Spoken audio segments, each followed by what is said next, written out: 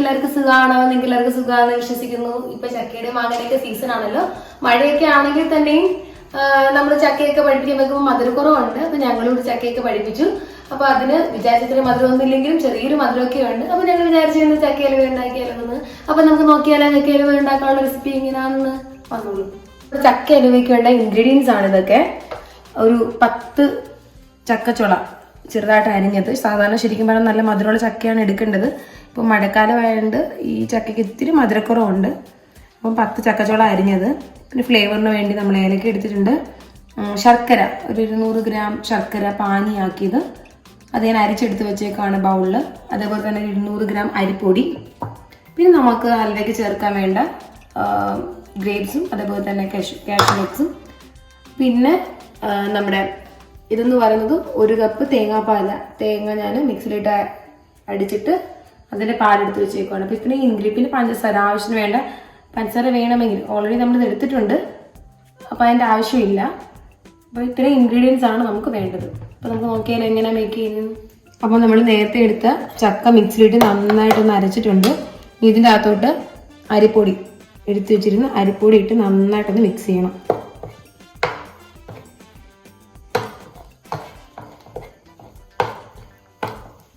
കുറേശ്ശെ ഇട്ട് നന്നായിട്ട് മിക്സ് ചെയ്യണം.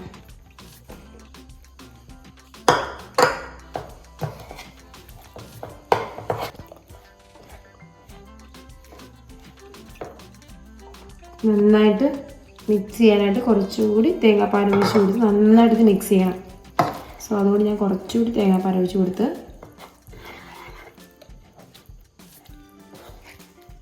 എല്ലാ അരിപ്പൊടിയും ഇതിനകത്ത് നന്നായിട്ട് മിക്സ് ആകണം.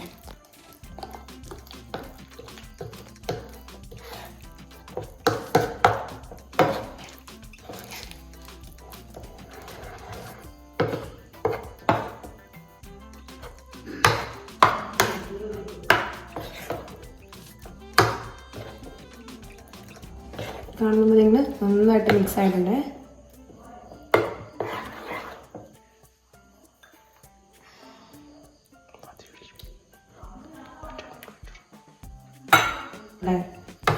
അതിനുവേണ്ടി ഇത്ര ടൈം എടുക്കും.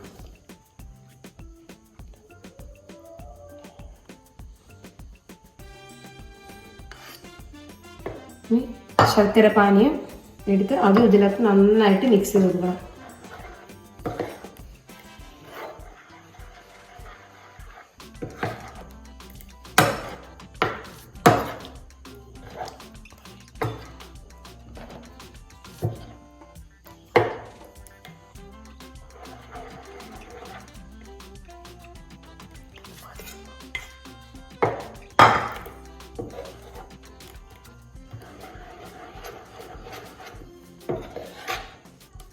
അത്യാവശ്യം നല്ല ലൂസായിട്ടുണ്ട്, നിങ്ങൾക്ക് കാണാൻ സാധിക്കുന്നുണ്ട് കണ്ടോ.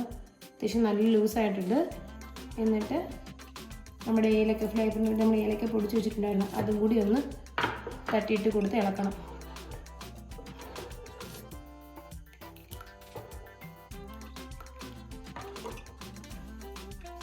നമ്മൾ ഗ്യാസ് കത്തിച്ച് കുറച്ച് നെയ്യ് ഒഴിച്ചു കൊടുക്കുകയാണ്.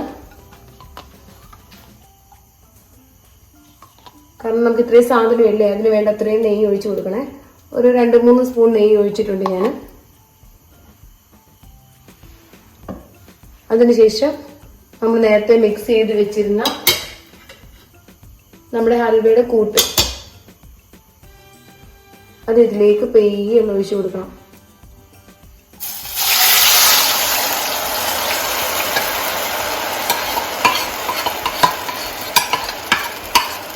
ഇത് നന്നായിട്ട് ഇങ്ങനെ മിക്സ് ചെയ്തുകൊണ്ടേയും ഇരിക്കണം. നമുക്കൊരു ഒരു ഒരു കുഴമ്പ് പരുവത്തിലാകുന്നതിനും വരെയും നന്നായിട്ട് ഇത് ഇളക്കി കൊടുക്കണം. ഇതുപോലെ നന്നായിട്ട് ഇങ്ങനെ ഇളക്കി കൊടുക്കണം. ഒരു കുഴമ്പ് പരുവമൊക്കെ ആയതിനു ശേഷം നമുക്കൊരു വാനില എസൻസ് ഉണ്ടെങ്കിൽ ചെറിയൊരു കൂടി നല്ല ഫ്ലേവർ കിട്ടാൻ വേണ്ടി 1-2 ഡ്രോപ്പ് വാനില എസൻസ് ഇട്ട് കൊടുക്കാം. ഇപ്പോഴേ വേണ്ട, നല്ലപോലെ ഇളക്കി അടുക്കി പിടിക്കരുത്. നോൺ സ്റ്റിക്കായിട്ട് കുഴപ്പമില്ല, അല്ലാതെ എടുക്കുവാണെങ്കിൽ കണ്ടിന്യൂസ് ആയിട്ട് ഇങ്ങനെ ഇളക്കി കൊടുത്തുകൊണ്ട് ചെയ്യണം, കാരണം അടിക്ക് പിടിക്കാൻ പാടില്ല. അപ്പം ഞാൻ അത്യാവശ്യം നല്ല ഹൈ ഫ്ലെയിമിൽ ഇട്ടേക്കുവാണ്. ഒന്ന് കുറുകണം, നന്നായിട്ട് കുറുകണം, അത്യാവശ്യം നന്നായിട്ട് കുറുകണം.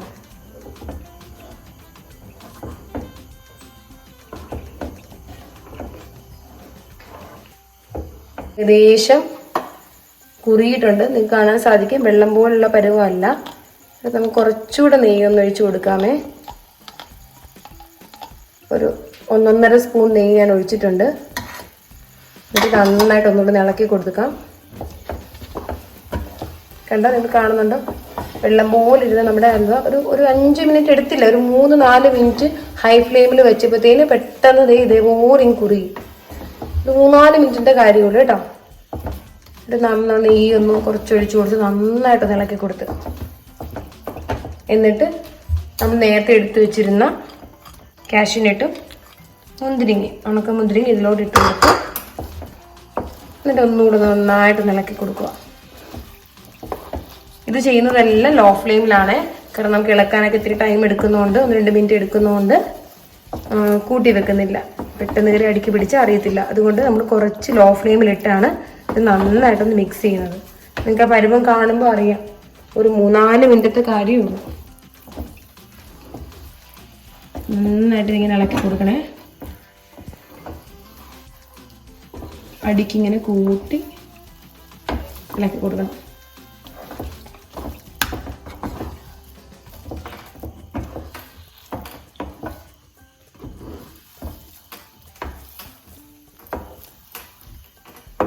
നമുക്ക് പെട്ടെന്ന് ഒന്ന് എടുക്കണമെന്ന് വെച്ച് കഴിഞ്ഞാൽ ഒരു 15 അല്ലെങ്കിൽ കൂടി പോയ ഒരു അരമണിക്കൂറത്തെ കാര്യമുള്ളൂ. ഇതേപോലെ ഒരു 10 കഷ്ണം നമ്മൾ കഴിക്കാൻ എടുക്കുമ്പോഴേ അതിനൊരു 10 കഷ്ണം എടുത്ത് ചെറുതായിട്ട് അരിഞ്ഞ് ഇതേപോലെ, ബാക്കി എല്ലാ ഇൻഗ്രീഡിയൻസും നമ്മുടെ വീട്ടിലുള്ളതൊക്കെ തന്നെ, സ്പെഷ്യലായിട്ടൊന്നും ചേർത്തിട്ടില്ല.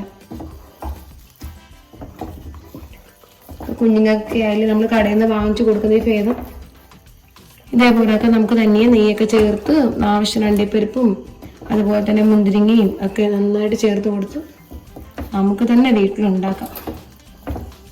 പിന്നെ ഒരു ഇളക്കി കൊടുക്കുന്നതിൻ്റെ ഒരു ബുദ്ധിമുട്ട് വരുന്നതേ ഉള്ളൂ. നന്നായിട്ട് അടിക്ക് കൂട്ടിങ്ങനെ ഇളക്കി കൊടുക്കണം. നോൺ സ്റ്റിക്കിലൊക്കെ എടുക്കുവാണെങ്കിൽ ഒന്ന് കുറേശ്ശെ എടുക്കുവാണെങ്കിൽ നോൺ സ്റ്റിക്കിൽ അതേപോലെ എടുത്താൽ മതി, വലിയ ബുദ്ധിമുട്ട് വരുത്തത്തില്ല.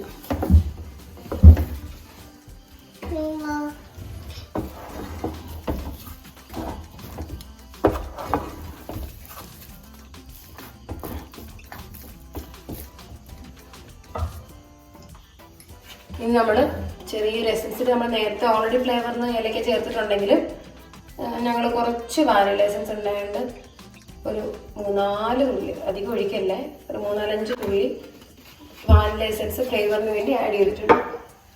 എന്നിട്ട് അതും ഇതേപോലെ നന്നായിട്ടൊന്ന് കൂട്ടി ഇളക്കി കൊടുക്കണേ.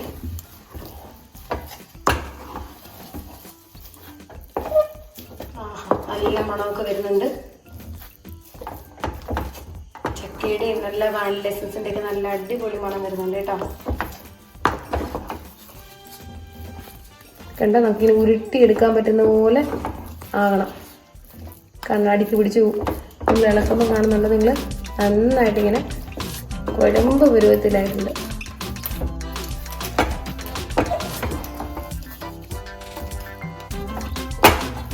നന്നായിട്ട് ഇളക്കി അടിക്ക് പിടിക്കരുത്.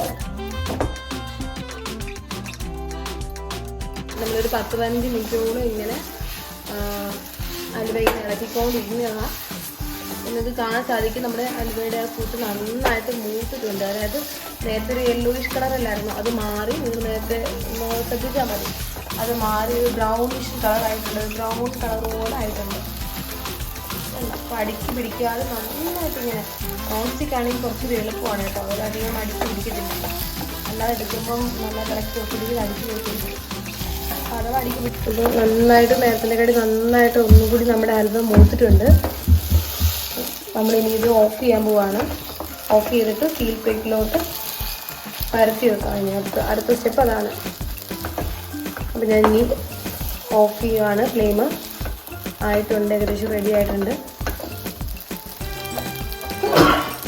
നമ്മൾ ഒരു സ്റ്റീൽ പ്ലേറ്റ് എടുത്ത് ഇത് കുറച്ച് നെയ്യ് ഒഴിച്ചിട്ടതിന് ശേഷം നന്നായിട്ട് പ്ലേറ്റിൽ ഫുള്ള് ഒന്ന് പരത്തി കൊടുക്കുക. കാരണം സൈഡിലെല്ലാം നമ്മുടെ നെയ്യ് പറ്റണം. നമുക്കത് ഇളക്കി ഒന്ന് കട്ട് ചെയ്യുമ്പം പാത്രത്തിലൊന്ന് ഒട്ടി പിടിക്കാതിരിക്കാൻ വേണ്ടിയാണ് അങ്ങനെ ചെയ്യുന്നത്.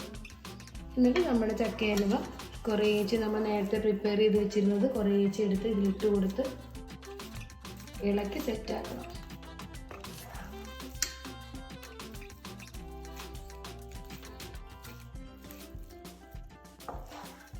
എടുത്ത ഹൽവ മൊത്തം ഇതേപോലെ തട്ടിയിട്ട് കൊടുക്കണം അതിനകത്ത്.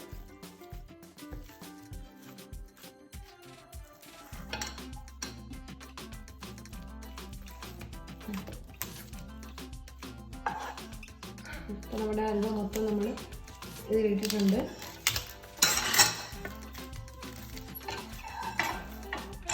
ഇപ്പം അടുത്ത ജോലി എന്ന് പറയുന്നത് അത് ശരിക്കും നല്ല ഷേപ്പിന് കറക്റ്റ് പരത്തി പ്ലേറ്റ് മുഴുവൻ ആക്കണം. ഇനി നമുക്കതിന് വേണ്ടി ഈ സ്പൂൺ വെച്ച് ചെയ്താൽ ശരിയാകത്തില്ല. സോ അതുകൊണ്ട് നമ്മളൊരു ചൂട് നല്ല കൂടുതലാണല്ലോ, അതുകൊണ്ട് കൈ വെക്കാൻ പാടാം. അതുകൊണ്ട് നമ്മൾ ഒരു വാഴയില ഉപയോഗിച്ച് നന്നായിട്ട് ഇങ്ങനെ അമർത്തി കൊടുക്കുക.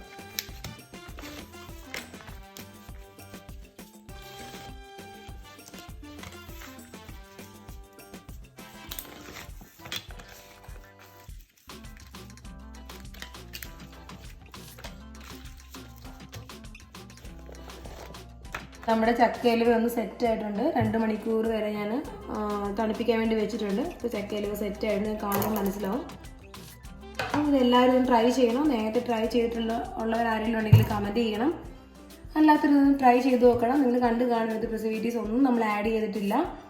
അപ്പം ഇത് തീർച്ചയായിട്ടും ട്രൈ ചെയ്യണം, കുട്ടികൾക്ക് കൊടുക്കണം. ഞാനിപ്പോൾ ഇത് കട്ട് ചെയ്ത് കാണിക്കാം. ഇത് എത്രയും സെറ്റ് ആവുന്നു അത്രയും നല്ലതാണ്.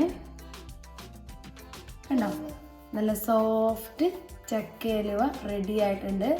അപ്പം ഇത് ഞങ്ങളുടെ അച്ചുക്കുട്ടന് ഞങ്ങൾ കൊടുക്കാൻ പോവാണ്. അച്ചുക്കുട്ട വേണോ ചക്കയലുവ? തരട്ടെ? സൂപ്പറാണല്ലോ ഇത് പറയണേ. എങ്ങോട്ട് നോക്കി പറയും? കൊച്ച് കൊള്ളാമോ? എനിക്ക് അങ്ങോട്ട് നോക്കി പറഞ്ഞേ സൂപ്പറാന്ന് പറഞ്ഞേ. സൂപ്പറാണ്, സൂപ്പറാന്ന് പറഞ്ഞേ. പറച്ചുകൂട്ടാ സൂപ്പറാന്ന് പറ. സൂപ്പറാണ്. നിങ്ങൾ എല്ലാവരും തീർച്ചയായിട്ടും ട്രൈ ചെയ്ത് നോക്കണം. ലൈക്ക് ചെയ്യണം, കമന്റ് ചെയ്യണം, സബ്സ്ക്രൈബ് ചെയ്യണം. Okay, bye bye.